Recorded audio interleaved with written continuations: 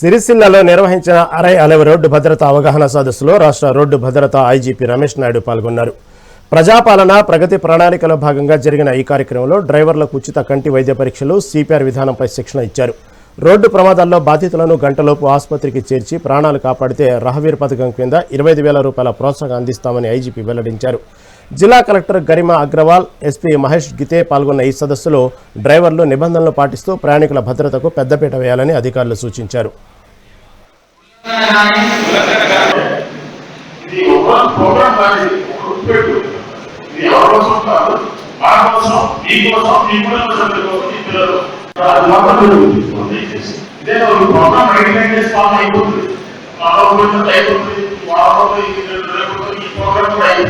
మేము ఈ programme conduct చేస్తున్నప్పుడు వెరీ పర్పస్ ఏంటంటే మన ఉదాహరణకి మనందరికీ అవసరమైనటువంటి ఒకటి చెప్తున్నాం. కరోనా టైంలో మనం మాస్క్ పెట్టుకోవడం లేదా ఇల్లు పెట్టుకోవడం అది మనం అనుకున్నదండి, అంతే కదా.